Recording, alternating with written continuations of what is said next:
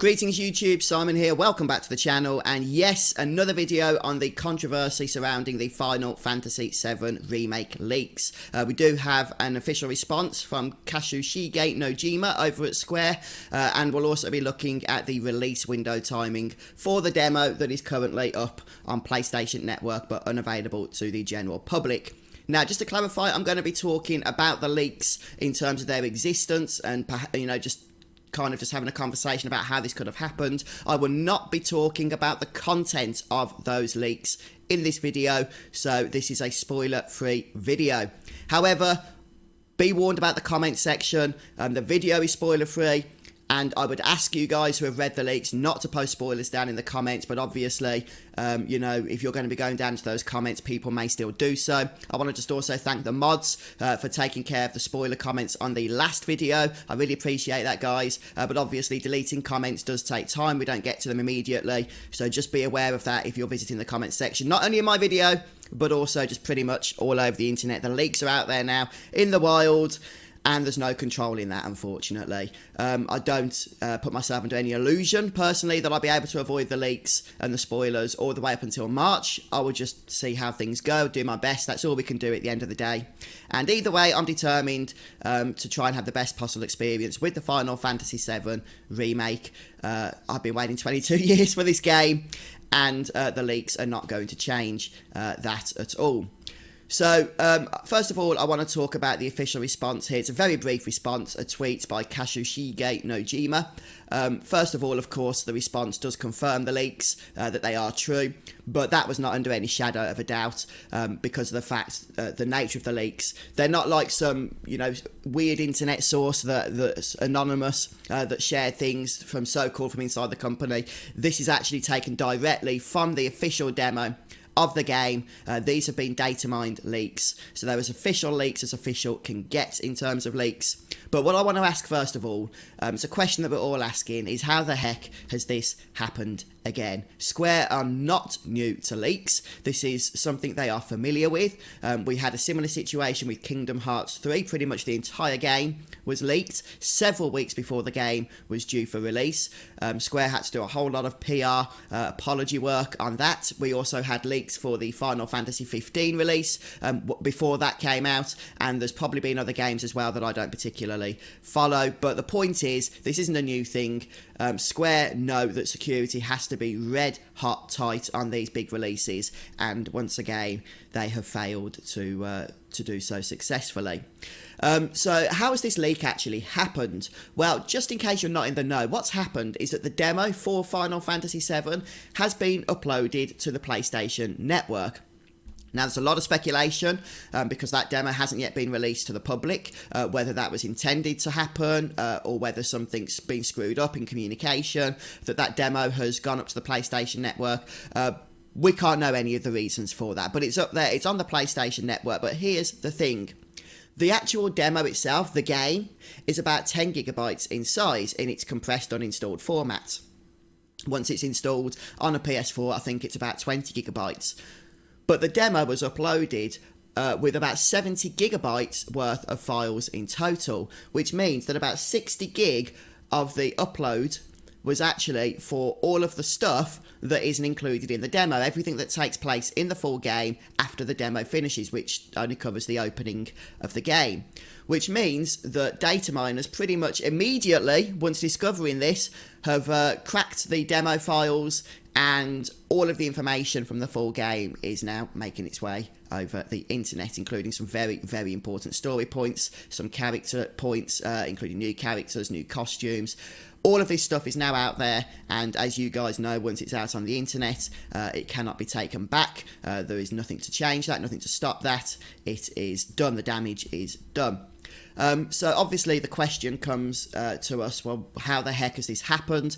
Why have Square created a demo that includes pretty much all of the game files for the full game release? That just doesn't make sense in any way, shape or form. You might want to say that they would have had to have done that for technical reasons. I don't know. I'm not a technical person. That still seems strange to me. They would have had to have done that. And if that was the case, that the demo wouldn't work for some reason, if they didn't include all of these other game files, I'd have just said, well, don't put the demo out then, because at the end of the day, the PR disaster from having the entire game leaked online probably far outweighs the positive effects of putting a demo out several weeks before release. You know, maybe have just held off on the demo if it was a technical limitation, at least until the game was released and spoilers were out on the internet anyway. But Square decided not to do that. They put the demo out onto the PlayStation Network. Data miners got hold of it and leaked the entire game. We've now got to try and avoid spoilers. But Katsushige Nojima, who is one of the big heads over at the story department for Final Fantasy VII Remake, he also worked on the original Final Fantasy VII, has given us, up until this point anyway, the only official response to the leaks. Unfortunately, Japanese and Google Translate do not mix very well, so the leaks can really stomach things would probably be better off translated according to the internet, as seeing these leaks has really hurt my stomach, or really brought pain to my stomach. In other words, it's made Katsushige Nojima really feel sick about the situation. And whatever you think about Square as a company, as a business, they're there to make money at the end of the day. We shouldn't doubt, I don't think, that the actual people that are working on the game, the developers, those that have put their, their heart and soul and their love and their passion into the original game, and now they've come back to do the same for the remake, I really, really think that they are genuine, that they want us as fans and as gamers to have the best possible experience with their game. Now, we may not always agree with their decisions, and I don't know what the leaks are, as I say, and obviously I can't really give my opinion on the game until I played it myself, and it may turn out that we don't agree with a lot of things, a lot of directions they've gone in, but I don't want to doubt that they didn't have the right motives. I can't read people's hearts at the end of the day, and so I do believe that Katsushige Nojima and others as well that are working at Square and stuff and have put a lot of time and effort into this project are just very, very upset to see that a lot of their hard work is now just flippantly being spoiled all over the internet. That must hurt them.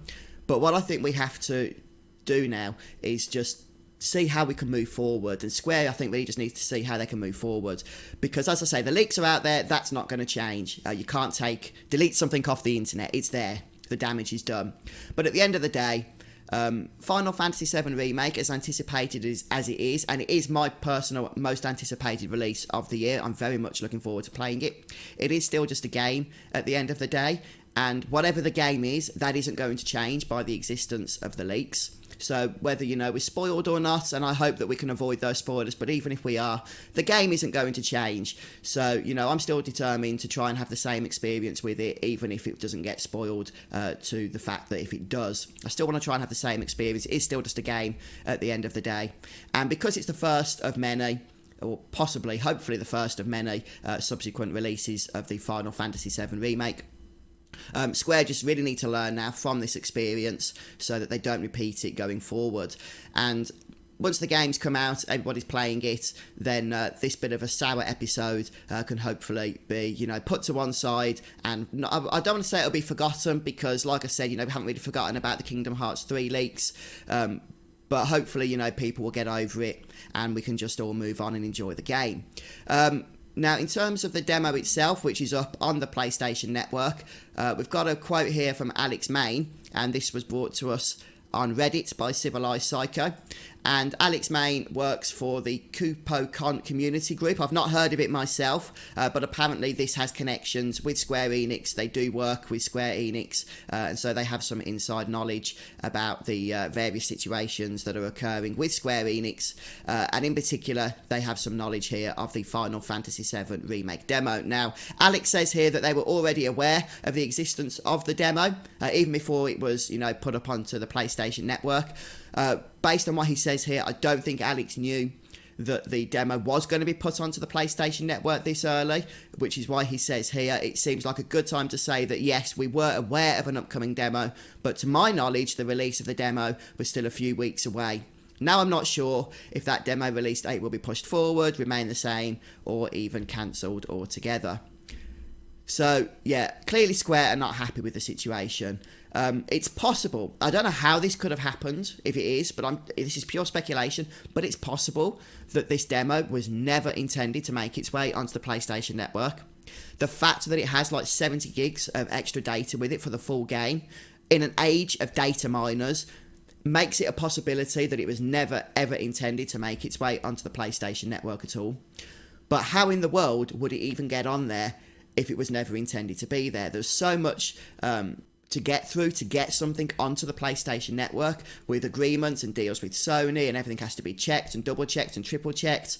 So many patches are denied by Sony because they don't meet their standards of quality. How could anything be accidentally leaked onto the PlayStation Network in this way? I'm not sure. But anyway, guys, that's the latest update for you. So obviously, if Square are commenting on the leaks now, then it is something pretty major. How is this going to affect the release of the game? How is it going to affect the release of the demo?